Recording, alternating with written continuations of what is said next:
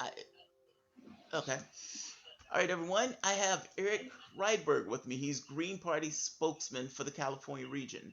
Um, say hello to the audience, I suppose. How you doing, everybody? Thanks for having me on, man. I appreciate it. No, no worries, man. I've been looking to have conversation with Green Party candidates in general because I've come to the conclusion that the Democratic Party can't be saved. And in saying they can't be saved, it's one recognition after the other. Whether it's the Sanders thing, cheating the guy, whether it's Tom Perez and Ellison, even the thing that's going on in California now with Yeah, the party down there, those guys are in full revolt. So so yeah. yes, I started looking for other vehicles for the left. Um, so yeah, I wanted to talk to Green Party activists and candidates. How on earth did you become the Green Party spokesman? Well, it started with Bernie. I mean, with like so many other people. I mean, Yeah, tens of millions of people. Bernie came out. He started talking about, economic justice, about having healthcare as a right, right. education as a right, all the things that the middle class are missing.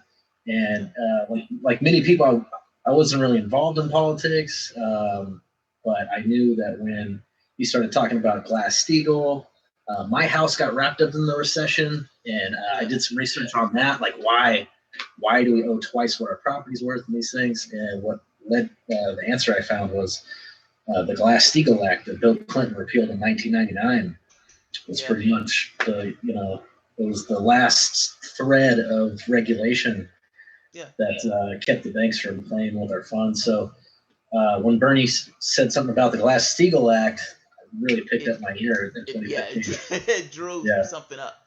right. Yeah. It's funny. Bill Clinton, if you're having a conversation with the Democrat, they would say, well, Mhm. Bill Clinton did amazing things for the economy. And you kind of point out, like, you do realize he deregulated the Wall Street, like the financial industry, like the crash itself, in many respects, plays back to what Bill Clinton did when he was in that office. Right. Like, Yeah, I mean, there was. I mean, how you leave your legacy is important, right? yeah, So no matter how the economy was doing during his term, if you completely destabilize the entire economic industry on your way out, I mean, it matters. right, right. It's a big So, deal if you screw over right. the economy.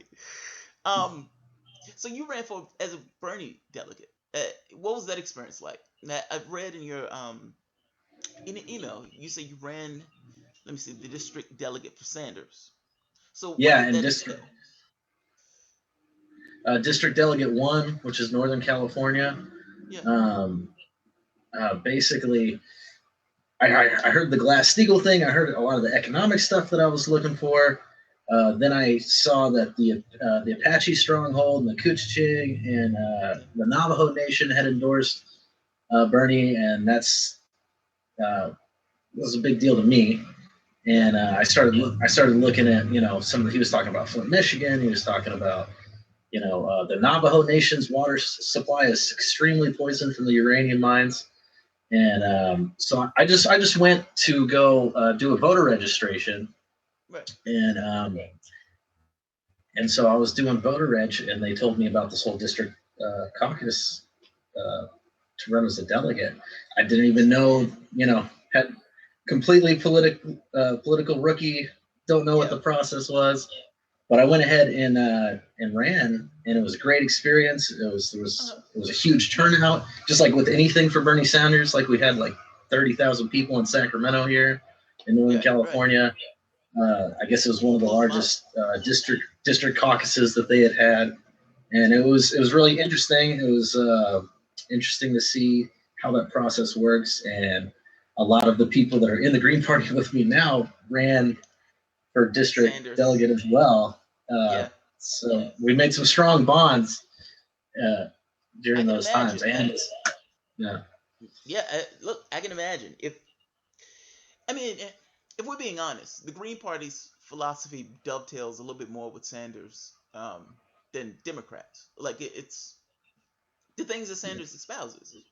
It's more natural into the Green Party than it is the Democratic Party. Um, Yeah. Green Party is already at single payer health care. They're still trying to control and Mhm. browbeat Democrats into doing the same thing. Um, Right. let me ask you this: summarize the Green Party's platform, just for any of my viewers who don't necessarily know. Many of my viewers are Green Yeah. Party members, or at the very least, pay attention to Green Party politics. But for the people who aren't, Right. Well, there's the four pillars of the international Green Party, is the global Greens, right? Because it's not just America. There's there's Larry Sanders, Bernie's older yeah, brother, who was the health minister of the Germany. Green Party UK. Um, uh, Alexander Van der Bellen is the president of Austria, the Hmm. Austrian Greens, right? Greens, So um, there's many of them all around, and what they all have in common is grassroots democracy, right? Or just democracy. People go in and vote. general, at this point, yeah, Their that, their vote gets yeah. counted. Those kind of things, right? Um, there's also ecological wisdom, which is obviously the Earth is a closed Greens, environment, right? So what happens over here, what happens over there, it all affects each it other. matters. Look what's going on. And Look what's it's a going on with finite, Fukushima, yeah, right? it's a finite environment at that. Meaning they're trying to pull these Mm-hmm. resources out the ground, and it, no, I'm sorry, Right. you're right. And nonviolence is one of the four pillars. Yeah, So obviously, like Standing Rock would be a good example of how you can stand nonviolently in prayer and come in a good way and fight for what you know is right. All those kind of things, right? There's 10. The Green Party of the United States has 10 key values, and in there's feminism, economic based, yeah, community based economics, right? Which is right. one of the. That's what brought me in, really, was Mhm. the stance on economics, right? When you Yeah. look at the 1%, like Bernie was talking about, and you look at the way Yes. the corporations have Yes. seized all of the levers of society, which Yes. includes Citizens United and corporate personhood, and being able to just buy candidates. You know, That's amazing to me. It's funny how they call it donations. It's those things are bribes. Those things are bribes. If a right? candidate raised $1 billion to get into the office, what do you think she's doing for their money? It's like, do you honestly think these people are giving these candidates money just for out the kindness of their heart? They're these plutocrats are like, here's a bunch of money. I'm just giving you this because I love democracy so much. No, Yeah, right. I don't believe Yeah, that. right. I don't believe that at all. Could never No, even it's believe it. it's It's amazing. yeah. So You the Green Party is the platform is extremely similar to yeah, Bernie Sanders in comparison to the Democratic Party.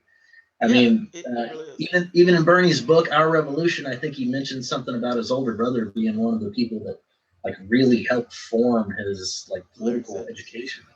And Yeah, obviously, I mean, Larry Sanders' platform is the Green Party platform. yeah, he's Greens. And He's full on Greens. That cat is in Britain. He's yeah, none of right, this hedging. He's full on. right, Um, if I'm not mistaken, there was candidates in Germany and everything else. Greens are an international party. I know a lot of Americans don't know that, but you guys are all over. Um, Here's a question, and this one is somewhat of a toughie, and I don't necessarily full well know the answer to it myself. You had an election, recent election, yeah, where two of the most hated candidates in the history of candidates. I think when they mhm, did the polls or something like that, it was only 9% of the people chose Hillary Clinton or Trump to be in the election. Like once you get into the primaries and everything else, it was a small percentage of people. And right, you had most people for like 6 months out saying, "Oh my God, this is the worst thing that's ever happened to us." This country is like just horrified at both of yeah, these candidates. Despite mhm, that, though, those people, 49% of the people decided just not to vote at all, just abdicated right, from the process. And then you had mhm, another shrinking few that essentially put Trump over the edge. But what are the obstacles in the sense of the Green Party taking that share of the vote? Because I have to be honest, the Sanders yeah, vote, for the most part, or progressives, match so much more naturally with Greens. And yet, mhm, they they have Stockholms. I mean, they're firmly entrenched in the Democratic Party, or at the very least, they used to be. I mean, you have 15 million people who left the party. Um, Yeah. so what are the obstacles? What's the from your perspective in the Green Party? What's the hedge? What's the main thing? So a third party is the hard way, Yes, it is. right? It is not the easy route. Because especially when you're talking about progressive values, any of the third parties that are progressive don't take corporate money. So Citizens United, none of that's at play. I feel like with the Democratic Party, people see that that money and what we traditionally see as success here in America, and they see that and they want to seize that. But That's a, the, you to, know what? to, That's a to good me, point. that's the problem, and that's what we need to get rid of and move to public funding of elections. You're right. Once, No, that's a good point. I hadn't thought of that. You're right. Because it's a catch 22. I mean, in one case you have some people saying we need to get money out of our elections. Money is the problem. I agree with you. Then you have other people looking at it like mainstream news saying this guy got $1 billion. This guy's a candidate. Well, you're only giving him that credit because he has $1 billion. Like it's this yeah, weird catch 22. It's like who can be bought off the most. That's that's kind of what it boils down to. that is the way that our election system currently runs, is money. Money buys the media, and and it's no accident, right? It was Yeah. systematic. One president after another, one set of legislators after another have been picking apart the strands of like the fairness Yeah. doctrine, like Reagan when he took that the fairness doctrine. Now it's like Trump, for instance, got more media time than Airtime. all the third party Yeah. candidates combined. I mean, actually, it was his empty podium. His empty podium with nobody even standing at it got more Instead of time than Sanders, yeah, Bernie that Sanders, was just all that. Right? blatant insult. Yeah. Blatant insult. Yep. And that's It's Reagan. like, That is what you get when you get rid of the fairness doctrine, right? So we have the answers because it's the way we used to do things.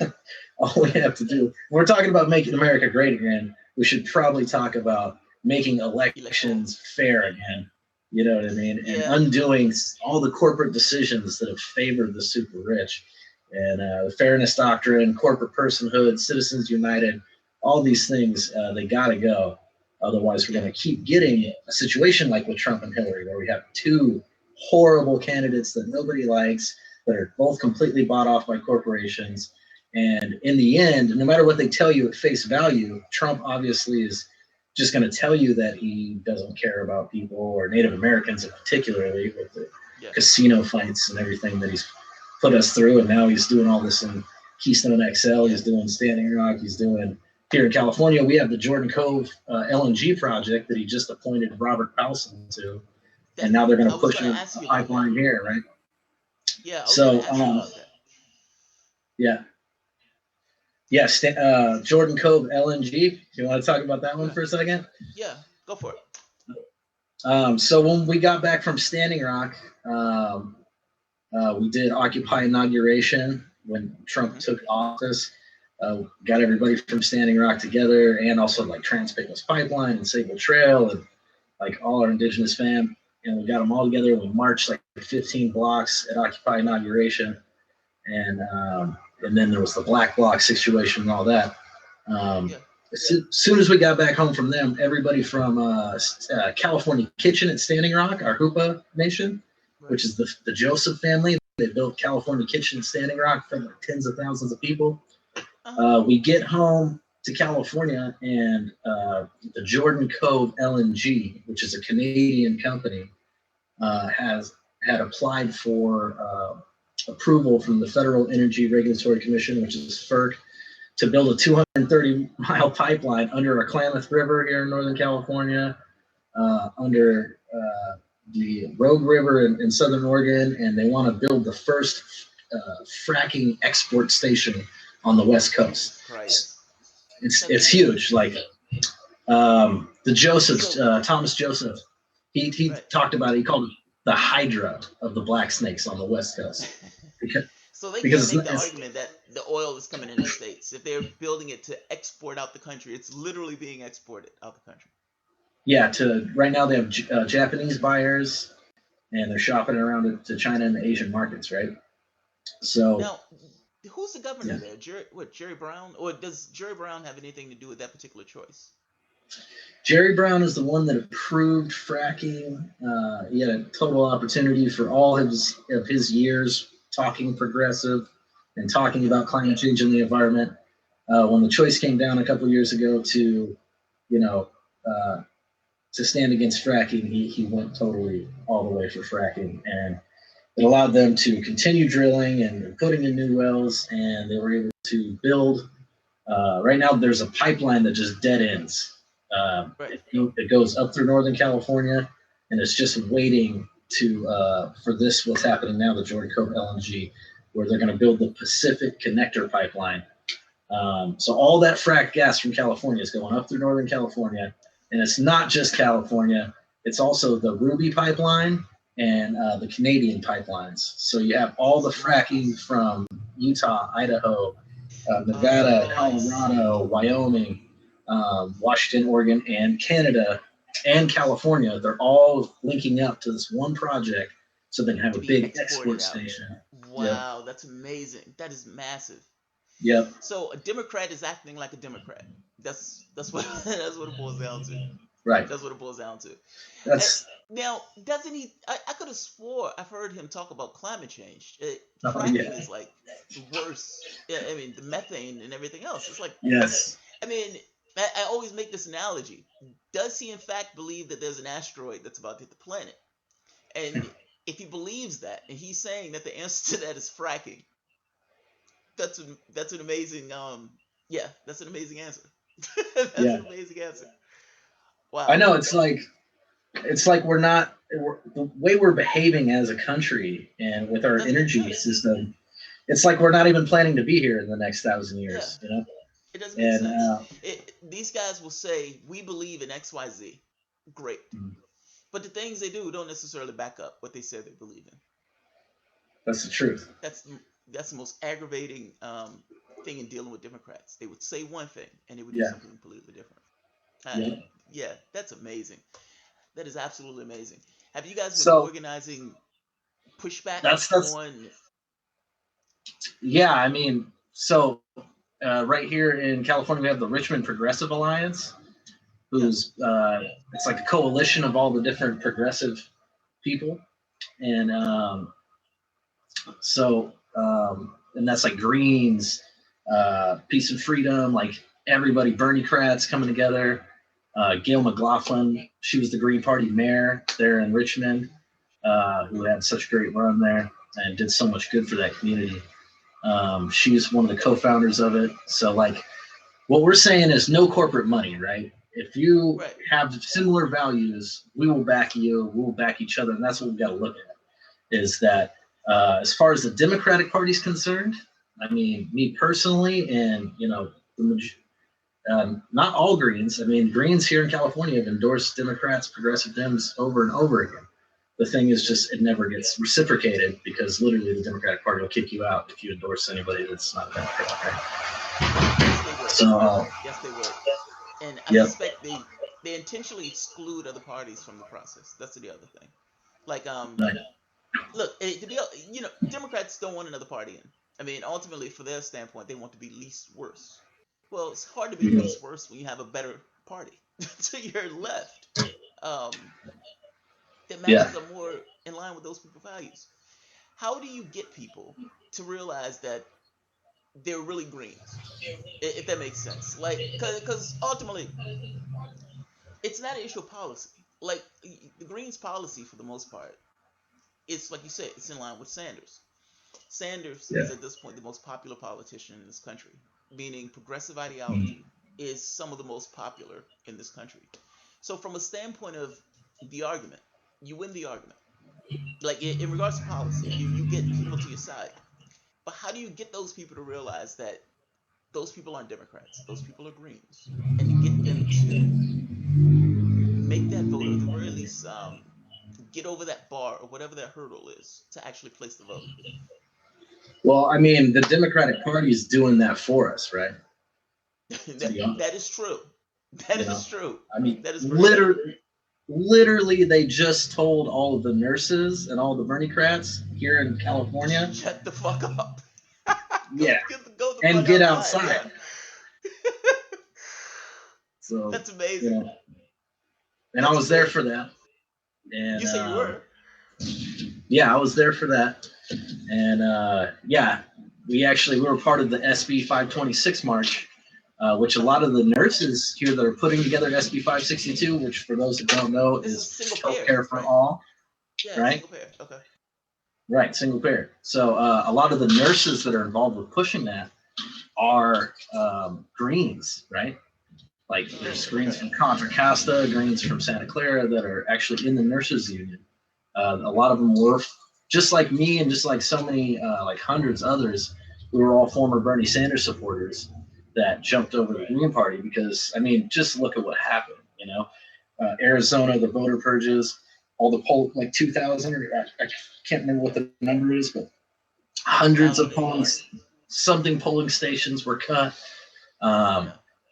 There was in like Rhode Island. Yeah, it was bad. Right.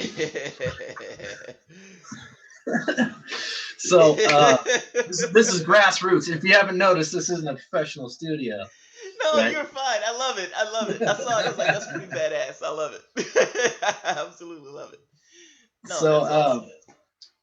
So yeah, I mean, if you look at what happened, it makes sense why the Green Party was such an easy move for so many of us that just said, not only did they commit fraud on us, they admitted it in court, said that nothing's going to change. Nancy Pelosi, Democrats don't want change, right? No. Cory Booker and the Big Pharma 13 shut down the bill. Tom Perez, all the super delegates, Kimberly Ellis, all the super delegates, right? Now we got Eric Bauman, a lobbyist for the Pharmaceutical Corporation, right? That's the guy who won in California, right? That's the one who he was receiving all that money from the pharmaceutical companies. I think there's a story on this. Mm-hmm. The one for California who won the chair, right? Or the head of the party in California. Yeah, Eric Bauman. So, I mean, it's like I totally commend because most of the people that won the ADEM elections are my Bernie supporters or my former delegates and stuff. And I'm rooting for them. Like we had these discussions, these inside outside discussions. Like bottom line, this country has to do something about the economy immediately. Like we have to do something about healthcare immediately. We're spending $700 billion on blowing up bombs and all this kind of stuff. Imagine what that money could do to our roads, schools, bridges, the Green New Deal. These are the things that are going to happen, right? Now, the difference is, the people are going to demand it at some point. And right now, like you said, tens of thousands with Bernie said, okay, it's time to demand it. Now, so many people showed up for Bernie that the Democratic Party had to pull every dirty trick in the book and make sure that stopped, right? Yeah. So now we're at the situation where people are demoralized to an extent because of Cory Booker and Tom Perez and Eric Bauman and the pharmaceutical bill and it's just one thing after another. And especially at the DNC convention in California, it's like they were saying, we would rather you leave, right? We would rather not have any progressives than to make any moves in that direction, right? I agree with them. I think I agree with the Democratic Party. Progressives should leave that party. It's almost as if it's like, how many times do you need to be kicked before you kind of take the hint? You know what I mean? It's over and over. It's one thing after the next. They're full well believing that Trump is going to be so bad that ultimately they could just come back in office again. In the next 4 years, we'll be able to just take over again. We don't have to make any changes. We don't have to even look at ourselves and figure out what went wrong. We can just, our time will be up again. They have no intention of changing. They have no intention. The sooner people realize that, the better off they are. That's literally, I feel like that is the point of the two-party system, right? Like most other democratic countries have some form of parliament or multi-party system, at least all the ones that have the highest standard of living. So for me, it's like with the two-party system, you have a corporate-funded candidate, right, who is going to say everything that conservative people want to hear, religion, pretty much, about deportations and all the things and all ways that Trump managed to come up like he did. And then you have another corporate funded candidate who tells you the complete opposite, right? But they're going to do but the same thing, right?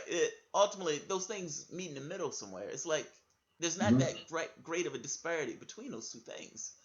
Right. Yeah. I feel you on this. So I'm from Northern California, right? My comparison that I like to make to it is like, if you got the paychecks coming in from the same places, right? It's like, if this were football, it'd be like having the Raiders on offense and the Raiders on defense and the Raiders right? Like, who do you think's gonna win, right? It's like they tell us bad or worse. They give us a bad candidate, like somebody who's going to say one thing and then turn around and completely sell out to big pharma and completely sell out to big oil and the war and everything else. And then a worse candidate comes in. It's change, right? Yeah. And people want change, but then it's changed to something worse. And then that something worse, like Trump, is so bad that then they're like, well, I want him to take something bad again because it's change, right? Because it's change. My biggest hope would be that because Trump is in an office, he's the worst case scenario. And whether he is or not, at the very least, it's the way that he was played up to be. And people can kind of get over this thing of, all right, we've been inoculated. This is the worst case scenario. We're not going to put anybody in that office who's not a progressive. And look, I don't even care which party. If it's one of those things where I would prefer Greens, because I can't see myself voting for a Democrat. I would hope there's enough spite left in people where they would avoid voting Democrat. But I need them to kind of get in this mindset of, well, we still want to vote. Meaning that vote still needs to go somewhere. Ideally, somebody who's in line with your values. I would make the case that Greens are probably more in line with their values. I would agree with you 100. I mean, that's why I'm here, right? Because it was June like late May, June, when I was like, okay, what do we got to do? Looking for a third party. Roberta Lang overruled the gay nay vote in Nevada and called the cops on everybody and that whole fiasco, right? So I was like, okay, what does it take? So I started looking into independent parties, all the ballot signature requirements, and what I came to was that, it takes 20 years. If you're not taking corporate money, it's going to take 20 years to get on all the ballot access, to get a national committee. Like, that's a huge deal with a bunch of legal loopholes you got to jump through. Oh, I see what you mean. It's a pain in the ass, and the Greens are already there. Well, yeah, I mean, they're 20 years ahead. I mean, if you're not taking corporate money, it's going to take a long time to just get to there. So for me, it was a logistical, okay, well, these guys are so far ahead in the process, and they have all this ballot access, and we have the national committee. And then I looked at the platform, and when I looked at the platform, that's when I was really sold on a lot, because everything Bernie said was there and more, like free college tuition, cancel student loan debt, make economic inequality the Green New Deal. Like, it was more than just sort of like discussion or like coming up with ideas. It was like a real roadmap to exactly how we get it done. And they meant it. Yeah, they meant it. It wasn't them just saying it to be saying it. You know what I mean?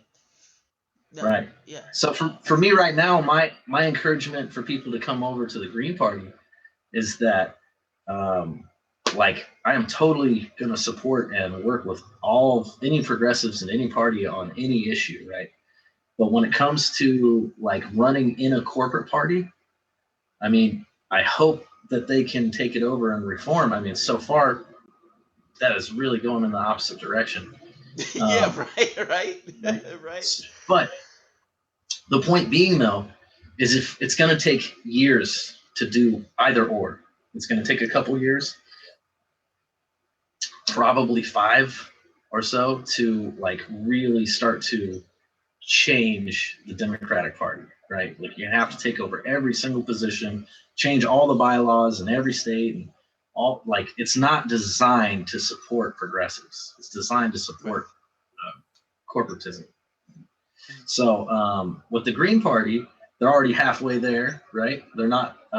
All they need is people, really. If they had the Right. people, then they'd have everything they need. And Right. it's designed to support progressive values. It's designed uh, to help. It's not like there's a counterweight like trying to hold you back constantly. It's like the Green Party's like, please Yeah. come. And that's why, like me and so many Bernie supporters, like Kenneth Mejia here in Los Angeles, and some of the Bernie delegates that ran for office for city councils, like Lindy Smith and some others, Angelica Duenas. There's several uh, people that just see that if you spend 15 years trying to like reform the Democratic Party and you fail, then you've spent 15 years telling people to join a party. Not everybody's super informed on all the details and they'll just donate to that party. And you basically, if you fail, if you do ultimately fail, you basically built the apparatus of your own oppression, right? Yeah. Essentially fraud. I Where, mean, the Sanders complex, right, essentially, where you're working with the party that cheated the other right, people. And it's like the party hasn't changed, and yet you're trying to get people back into the party. right. And if you don't reform it, then Yeah. you have something that you've helped survive and helped grow that is now going to work against you, right? Yeah. That's Is true. if you work in a third party, I mean, obviously I would suggest the Green Party because we're already 20 Mhm. years uh, in the making. You know, you're not going to if you fail, right? I mean, you don't Yeah. fail You're not because controlling the machine. you're still you built something that is not going to take corporate money. You built something that the next generation. I mean, honestly, it's it's it's shocking to me how people don't are empathetic and they don't Yeah. see down the long run. You know what I mean? With Yeah. indigenous peoples, when you talk about like the seventh generation, that whole concept, it's like, how often during the day do you really think about, okay, how's whatever I'm doing right now going to affect my great grandkids, right? It's a way of thinking that American society does not uh, Think that way. encourage, right? It's all about now, Well, now, now. it's all about individualism. I mean, it's I, this thing of yeah, it's not. It doesn't look from the context of trying to accomplish anything. It's I'm out for myself. What can I get for my own individual self? It's the thinking that you're talking about looks. I think that's more of a community base. It's a right. society base. Where's the society trying to go? What is the society trying to accomplish? Um, yeah, we don't look at it that way. Like this country No. doesn't see it that way at Uh, all. and what's funny to me as well is like with Bernie, and he came out and he Yeah. said the dirty word, the S word, Oh, socialism, right? socialism. And Yeah. it's like people really don't just have the fundamental, because we don't have civics in high school anymore. We don't have like a fundamental understanding of like what socialism is, right? They All don't. it is a tool. Like the Yeah. fire department, the police department, our schools, our roads, our bridges, every single senator, congressman, all their free health care, the entire military, Military. those are all socialized programs, right? Yeah. So, and if you want to talk about welfare and you look at the budget of our spending, you know, It's the little to largest socialized nothing. program in the country is the military with 56% Yeah. of our budget. So there's socialism happening. We're a socialist nation, right? We're a socialist Every nation republic is. because we have representatives.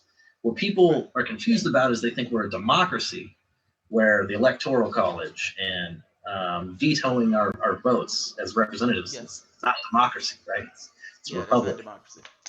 So Yeah. what we have a socialist republic, right?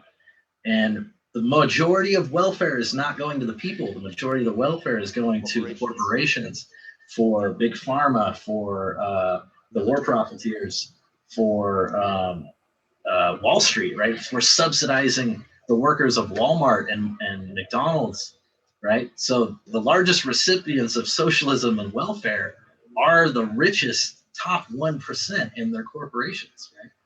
So And what? it always amazes me that Yeah, people are okay with that part. Like they would people they have a tendency to kick down. Like they would say, you kind of point out like you realize that those companies are getting billions of dollars in just corporate welfare, right? Well, yeah, but we're spending all this money on people who need welfare. Yes, but oh man, it's like, why are you trying to Not push that that much. agenda? Yeah, right. It's not as Right. much as they think it is. The amount that they think that we spend on welfare is massively overinflated. We spend nearly $1 trillion on military. $1 trillion. It's an amazing sum of money to spend on the military. Right. Um, So that's why yeah, yeah, the Green New Deal is so important. It's an answer to two birds with one stone, right? Like the corporations destroyed the unions, right? They did it. yes, They did it by the combination of automation, right, and outsourcing, right. So if there's not a bunch of workers, that people that are super wealthy that are totally taking advantage of this corporate system that we have. exploitation. They're they don't need workers like they used to back in the day. They used to benefit Right. workers to pay a bunch of people to work for you. Now it's cheaper to outsource it and to have automation, so that annihilates the unions, so workers can't say I'm not going to work because it just doesn't affect them like it used Now, to, so right? here's a question: What is Yeah. if a green candidate got in office? How does a green candidate deal with automation? With automation, I mean, to be honest, like we should all be living in paradise right now, right? I agree. Okay, I agree. That's where I was going with that. I agree. Right. So if our focus was not so hyper individualized, right? If it wasn't all on like privatizing everything, and the focus was on okay, we're literally going to help the people. There's all kinds of infinite amount of ways that we have yet to discover in the decades to come how automation will make our lives so much better, right? But, Yes, absolutely. but right. So the big myth is that we're in the situation where we're super broke as a nation, and um, basically everything's inflating. The cost of Yeah. college, everything goes up, but the minimum wage doesn't follow the inflation, right? So everybody's fighting over the scraps like hungry dogs in the streets. Makes it really easy to draw a line in the sand and say, "Oh, it's a undocumented person's fault," Yeah, it's right? those guys. You know? It's always the other. So if a Green were in office, right, it would be a radical change of our priorities, right? Yeah. First of all, war is what is crippling our economy, right? Massive. That and global corporate intentions, right? So international banking, those two things combined are just destroying us, destroying our economy. There's no reason why a country as wealthy as America should have poverty like we do, have homelessness like we do, No, it's right? not. So with a Green in office, you get a Green New Deal, right? With the Green in office, the Green New Deal is 20 million people put back to work, rebuilding the roads, schools, bridges, fixing Flint, Michigan's water, the Navajo water supply. I mean, even here where I'm at right now in Eureka, the water's not good, right? You live So in I mean, Eureka? right now I'm in Eureka, California. I've been staying with David Cobb and staying at the Duck House, Democracy That's Unlimited, where awesome. Move to Amend was founded and all that, right? Yeah. So Eureka, California. All right. Sorry, yeah, sorry. There was just I was like, holy shit, yeah. he's in Eureka, California. Yeah. Okay. No, and hey, I would like to invite you also. I'd like to take this moment to invite you, all Greens, all progressives, to here in Eureka, California on November 18th. They're having the Humboldt County Cup, right? Which is the whole marijuana industry, right? They come together Nice. and they have a big Nice. cup, right? Well, they've invited Dr. Jill Stein and all Greens from ever to hold like a Green New Deal conference to discuss like That's awesome. renewable energy, like hemp and the amazing things that can do with clothing and paper and food and fuel. And so Jill Stein's on board and we're putting it together. So I'm extending the invitation to you and anybody who's interested, please come out to Eureka, California on November 18th. Meet us at the Redwood Acres Fairgrounds. We're going to have a couple hours of just talking about how the Green New Deal can really shape this country, how legalizing cannabis is going to stop with mass incarceration, right? Yes. There's over 500,000 people get arrested every year for small amounts of marijuana, right? you can literally have a situation where an alcoholic cop drags a guy who had a bag of pot on him. I mean, Yeah. it's amazing. It's like the fact that guy's an alcoholic doesn't necessarily matter. The fact that guy has pot, for whatever reason, is a massive big deal. It's amazing. Right. Richard Nixon, back in well, during Nixon's administration, I don't know exactly. I think it's the 60s, but blacks and hippies. They were having this issue with political thing where they wanted to break up this political alignment between African Americans and hippies or libs. And so they came up with the drug war. This idea of being able to essentially throw people in prison and to castigate them on the evening news every night. It had nothing to do with threat or anything else. It had everything to do with politics. Right. It's amazing. I mean, so there's hundreds of years of them like coming up with these ideas. Like the drug war is just the most modern one. There was Jim Crow. There was the Bacon's Rebellion before that, where it was like the Irish and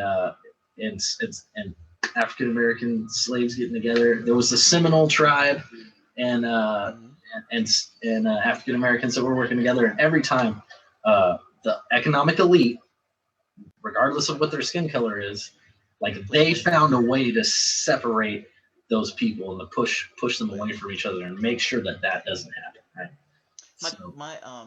My grandfather is a Cherokee, and Nice. it's even on my grandmother's side. But I don't necessarily know that particular tribe. But it's one thing. It's if you put people in a situation of scarcity, you can. What's the guy said? I can pay half of the people to kill the other half, or something like that. Some comment. Essentially, if you have half of the country is in scarcity, ultimately those people would do whatever they have to do to survive. Meaning that 1% could control everybody else just based on the economic model itself. Right. Yeah. Yeah. So to quote a friend of mine who's my friend Kelsey Reedy, who's the director of Move to Amend here in Humboldt County. She likes to say that the system's not broken, the system's fixed, right? It's doing exactly what it's supposed to do, right? Exactly. I mean, literally, I read some stuff about when they were looking over the different forms of government. They looked at democracy and called it the most dangerous form because it's like mob rule. And allows the poor people to just throw the rich out, right? Pretty so much. That's why they chose a republic, right? A socialized republic. Slow down the electoral process, meaning they wanted to, even the way the states have the 2-person per state, allowing the smaller states for the most part to control the legislation or slow down legislation that they don't particularly like. They were definitely afraid of mob rule. They did not like that idea. Yeah. They did not like that idea. Because they knew that they had more than everybody, and they knew that if they were actually given a real choice, and if representatives didn't have veto power, that the people would ultimately decide on something less, centralized. Exploitative. Yeah. Oh, okay. Centralized. I was going to go with exploitative, but okay. We can go with centralized. I agree with that, the use of that word. So what I would say is that the answer to this problem is democracy, economic democracy, right? Like this isn't, we've come a long ways with technology. It should be a lot easier for our vote to count. If we can get the people in Afghanistan to get a 99% accurate vote count, right, by just dipping their fingers in inkwell, we can come up with a way in one of the most modernized countries in the world to count our vote. See, you're being too fair. You're talking too right now. They ultimately, it serves their interests when, and this is not necessarily being conspiracy theorists. I think it was Arizona where they were counting the vote counts and the counts didn't match up with the hand count. I mean, it's one state after the next. Well, the moment that they are terrified of somebody opening those machines up for a recount, which is amazing to me because that's the point of having a recount. It's like, hey, let's determine who actually won. You guys are using a machine that A, can be hacked. B, you have no idea what happens to that vote the moment that you put that vote into the machine. It goes into the ether. Yes, it may be recorded right, but you have no idea if it's recorded right. Yeah, I mean, some countries have mandatory recounts, right? Yeah, right. Your vote needs to count. It's the If most you want to know who important. actually won, you have Right. recounts. That's right. Right. At least in the primary, because in the Electoral College is a whole nother can of worms, right? Yeah, So yeah. these are sort of the misconceptions I see about society. One is that we're not socialist. We're absolutely We are socialists. By far, but we're a republic, With and equivalent that's over actually degrees. Yeah, we're just we equivalent need over to be a degrees. democracy, right? The other one is that we're a democracy, right? Yeah, It's just right. it's not the case. The Electoral College decides. In the primaries, you have super delegates. You have all the situation. So we have some work to do. We need some societal systematic restructuring, right? And it's not going to come from the two parties that are corporate funded, right?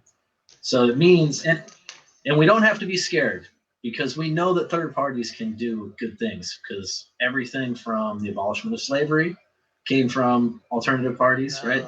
That's right. That's right. Women's right to vote. The first woman to ever run for president, Victoria Woodhull, was the Equal Rights Party. Actually, it was Frederick Douglass, the first African American and woman to run for the highest law of the land, was Victoria Woodhull and Frederick Douglass for vice president for the Equal Rights Party, right? Equal Rights Party. Okay. And all right, I did not know that. So, I mean, literally, the majority of what we find to be worth having in our governmental structure was like put together by third parties and alternative outside of the establishment actors that were pushing like most of these things, right? And today it's this case. The Green Party was the one talking about corporate money back in the 80s. The Green Party was the one talking about LGBT rights back in the 80s, immigration rights back in the 80s, right? And it wasn't until when I look back through history, obviously I was a little kid in the 80s, right? Little baby. So I wasn't there for it. But when I read back through that stuff, what I can see is that before the Green Party came around, there wasn't really a lot of progressive, any kind of talk happening in the Democratic Party, right? Yes. So whether you're joining the Green Party to be in line with your values, whether you're joining it to literally seize electoral power and change the system, right? The Green Party has to be pushed, because otherwise there really is no moral compass for the people. Because the Democratic Party establishment is all about money, and then you have these rogue Bernie people. Like when you're talking about, what do you say to them to make them realize they're not Democrats? Well, just look how they treat you. They don't give you the kind of funding that they give their corporate donors. They push you down every chance they get. They try and squash you out of the media. They try and black you out just like they do the Greens. So no matter what going forward, we all need to realize that we are a family. We all stood shoulder to shoulder together. 1/3 of Greens voted for Bernie. So like we are a family, right? So we need to be working in tandem, whether you're working to reform the Democratic Party, whether you're working on a third party like Nick Brana and them. Like we need to be working together on the issues. And then I would say, when that time comes and it's coalition time, look at what the Green Party has to offer you. Ballot access, just a lot of the work's already done. Literally, we can do a real progressive party in half the time with the Green Party, and that's why I'm here. It's just a logistical analysis. I don't want to spend 20 years of my life reforming the Democratic Party, have it get jacked, and just be in the corporate elite's hands. I would rather spend my time building something that I know has concrete rules of keeping corporations out of it. So two more questions. So the first one is there anything you want to tell that I haven't or we haven't discussed? Essentially, anything you want to get out to the public itself? Yes. I would really appreciate it if right now the Jordan Cove LNG and the Pacific Connector pipeline, right? It's in the approval process by FERC, the Federal Energy Regulatory Commission.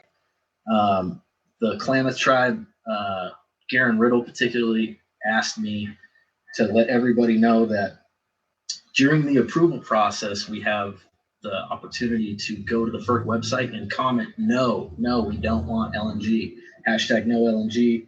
stop the Jordan Cove pipeline. Yeah. You know, so I would, if it would be okay with you, I'd like to read off the website where people can go to. Absolutely. Have at it. There are 2 case numbers. One is for the pipeline, the Pacific Connector pipeline, and the other one is for the other case number is for the export station. You need to register on the FERC website and comment on both, #NoLNG. So the website is FERC Online, so it's FERC online, one word, .ferc.gov. Right? So you go on there and you register.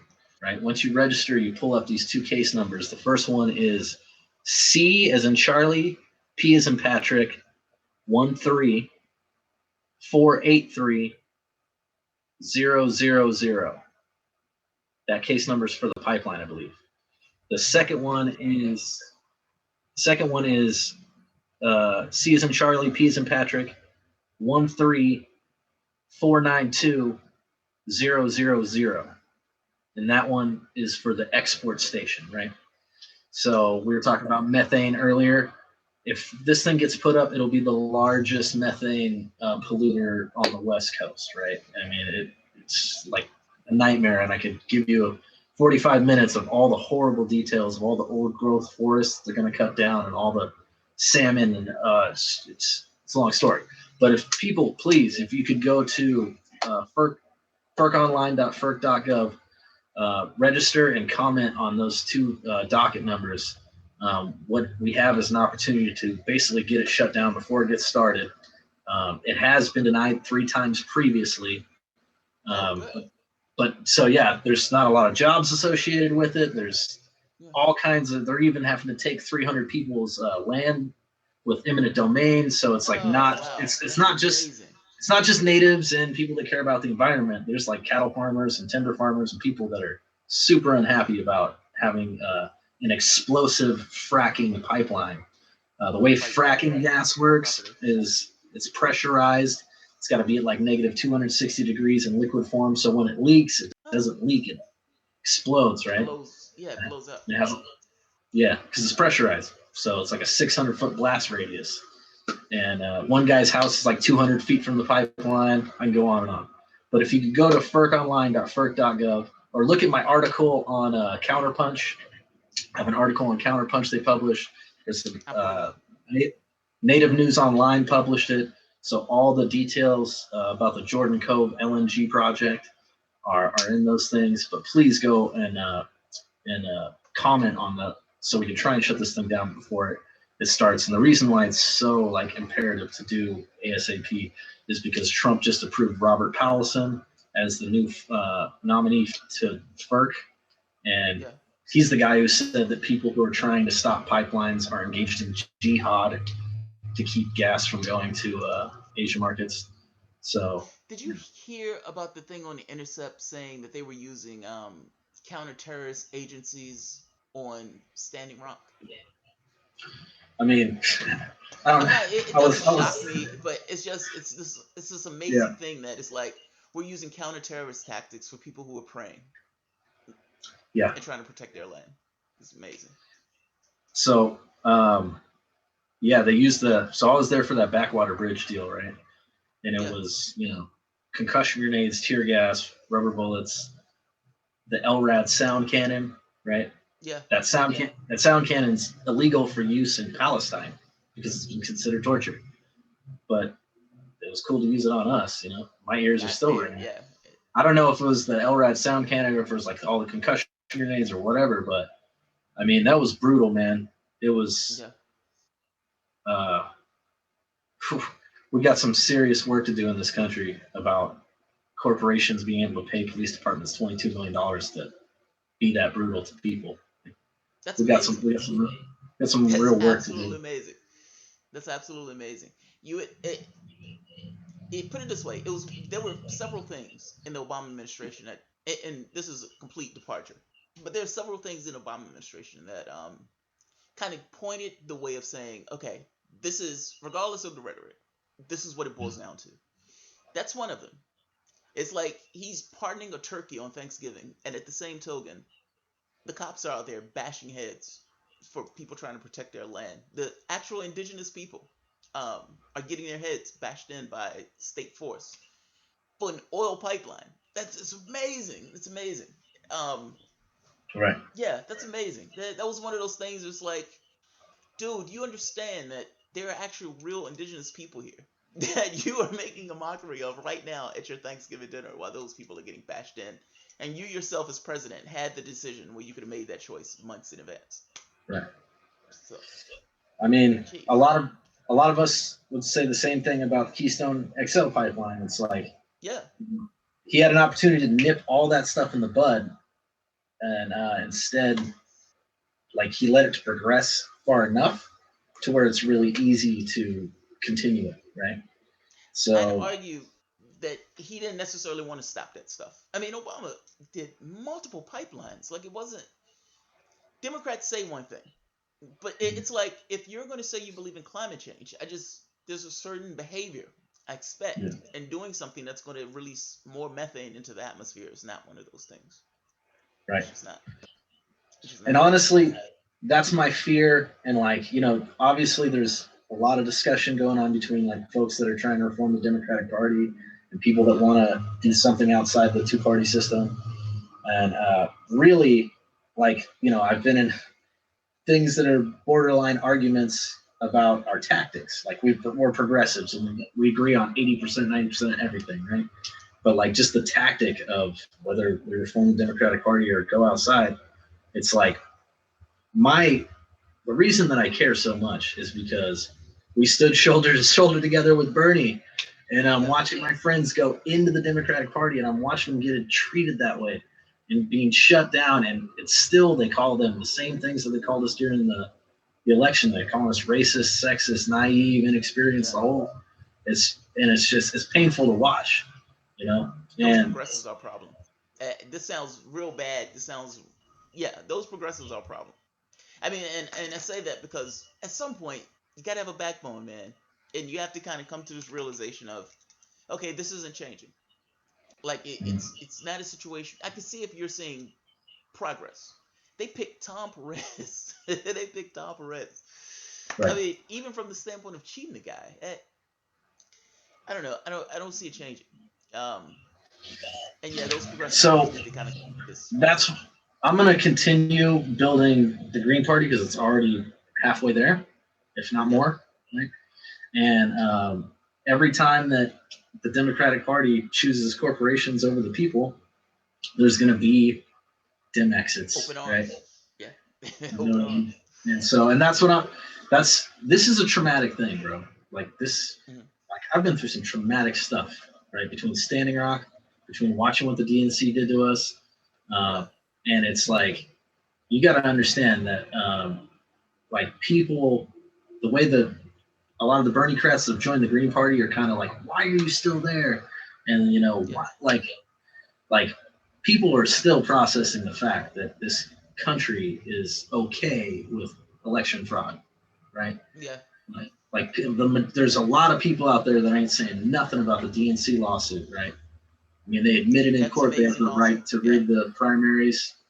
So, you know, and watching what happened at Standing Rock, like, so what I would say to my fellow Greens, if there's any Greens listening in on this, I would say we have to give burners something to fight for, right? Telling them how horrible the situation is and telling them how they're buying into it that's not what's going to do it. What's going to do it is hope. And it's going to be the Green New Deal. It's going to be no corporate money. It's going to be ending Citizens United, healthcare for all, free college tuition, canceling student loan debt. It's going to be the answers, and the Green Party has those answers. So I would suggest to my fellow Greens, when we're talking to our burners, man, we have so much good to offer, and so much good. Like, that's what we need to focus on, is forming together unity and working hard together. You know what I mean? It's no one's going to come to the table by you making them feel stupid. Like, no one's going to thank you for, no one's going to say thank you for making me feel bad, right? Like, that's true. That's true. So we don't need to put out the burner's flame. All right. We just need to give them something to burn. right? Give them No, that's some, true. That's true. That give is them the true. Green New Deal, and let them know that, like, hey, if whether you're doing Democratic Party right now, we're going to be building this thing, and when that moment comes, not only we're not going to chastise you and like put you through the runner and make you feel like you made a million bad decisions. We're going to say, come into the Green Party and help us lead the charge, be the tip of the spear. You know what I mean? Because We want you to say it. it's energy and values that we put those together, right? And we can do anything together. This is the greatest country in the world. It is because of people power, right? It's not because of a handful of billionaires. Now, where can people find you in case they wanted to check you out, whether it's the Green Party itself or, Right. well, be it California or throughout the country? Yeah, cagreens.org is the state party website. cagreens.org. You can find me on Facebook, Instagram, Twitter, all that good stuff. Okay. You can find me. You can find me all over California this year. It's going to be one thing after another. We're going to Sacramento for the Green Party General Assembly. Our last assembly was one of the largest ones since Ralph Nader, and it was this year, so it wasn't even an election year. So it's like, it was 75% new attendance, all like Bernie Sanders folks. Wow. Things are really happening here in California. We got 67 candidates in office right now in California. There's 133 candidates in office throughout the country, but 67 of them are here in California, right? So we're really a green state. And we're trying to fight the Democrats and trying to fight the fracking that the Democratic Party has pushed in this state. And we can use all the help we can get. So please look us up, find us. Last question. And look, I appreciate you going over.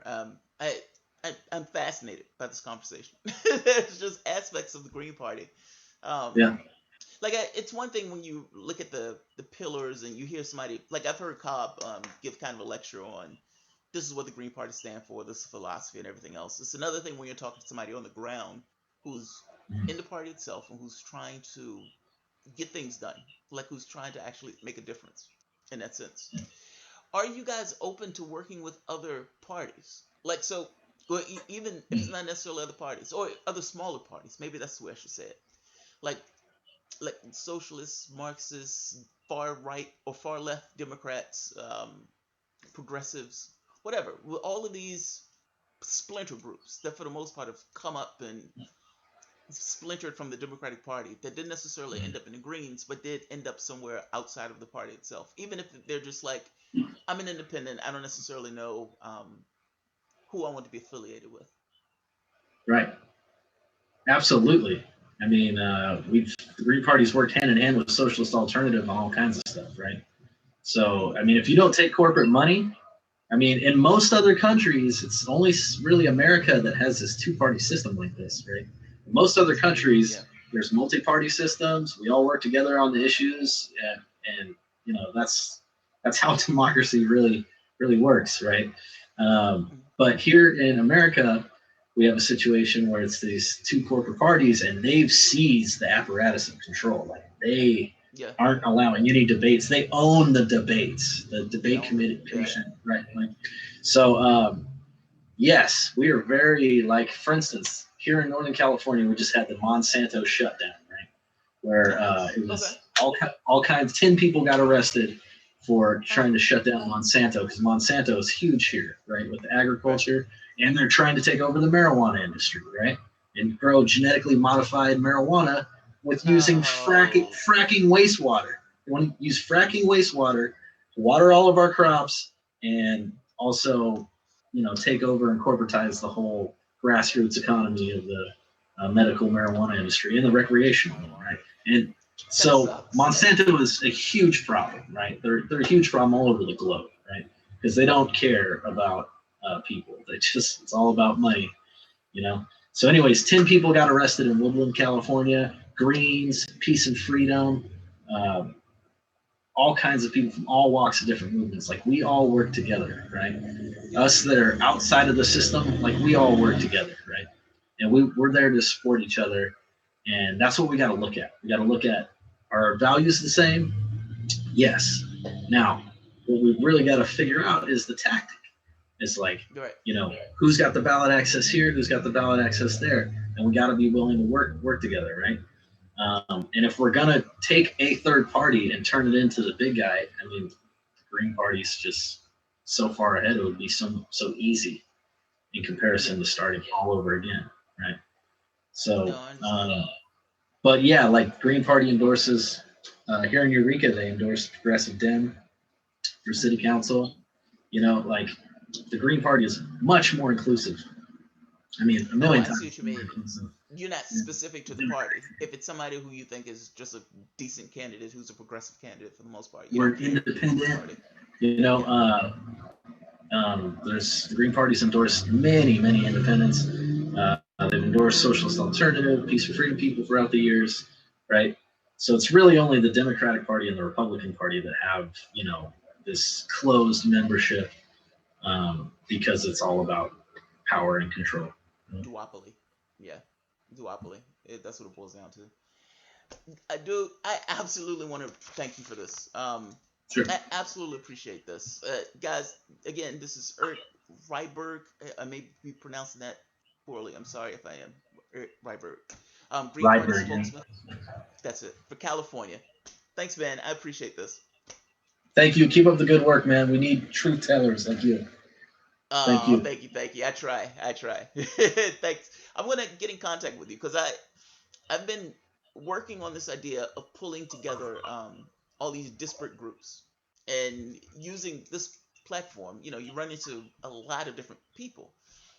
Many of these people are politically aligned, even though these people don't necessarily know that the other people exist. And it's this thing of trying to say, all right, I kind of want all you people to interact. Let's come up with this idea on what we're going to do and strategy to make it work. So yeah, I'm going to be hitting you up with that at some point. But I appreciate this conversation. Yeah, much appreciated, man. Keep the good work. Let's keep fighting because it's the change, the real change. It's going to come from the people, right? It's going to come from the bottom up, just like Bernie said. So top down doesn't. It's never happened before. I mean, it's just like Frederick Douglass said, right? Like, power concedes nothing without a demand. It never has, and it never will. So it's time to start. It's time to start demanding instead of asking for concessions from the establishment. Movements.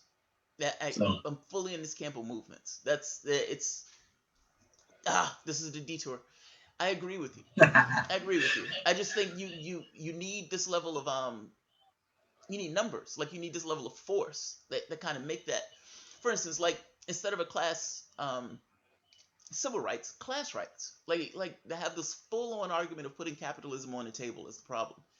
All those problems that you yourself brought up, whether you're talking about environmental degradation, even if you're talking about Standing Rocks, the idea that they're paying people to hurt other people. The people who are doing the injuring are in scarcity. Those people aren't necessarily these rich people. They're taking money to do a particular job. They just so happen to be brutes. But it's one thing after the other. All these things boil down to the model. Even when you're talking about corruption, like this idea of this politician is taking a huge amount of money to do a particular, legislation or favor or some kind of regulation. Those things boil down to people getting paid. It's like cash runs through the lifeblood of the system itself. I think you need a movement to kind of cut that off. Like, it's almost like you have to scare the shit out of politicians. Not in a violent way, but you're going to lose your seats until you guys do right by us. Right. I just think you need a lot of people for it. I honestly do. Yeah. That's a long-winded agreement. Yes. I feel like the Green Party, we have the ability to really push the envelope, right? We're not tied to any corporate donors. We don't have to beat around the bush. We can straight up say that capitalism is killing the middle class. That's what's happening. Is a mom and pop business is not like the capitalism we're talking about here. We're talking about super wealthy that are playing the system completely to their advantage and have completely bought it off, right? So no hashtag no corporate money, no matter what party you're in. Hashtag no corporate money, right? It's time for the people to start uniting, and we need to put people's candidates in office all over, no matter what party you're in. If you're in peace and freedom, socialist alternative, I will support you. If you're fighting for SB 562, I will support you. If you're fighting against pipelines, I will support you, right? So it's time for us to stand up together and unite and say that, it's got to be people over profit. Has to be. Otherwise, we're just going to keep spiraling. Very nice. All right, dude. Thanks, man. Have a good one, man. You too, bro. All right.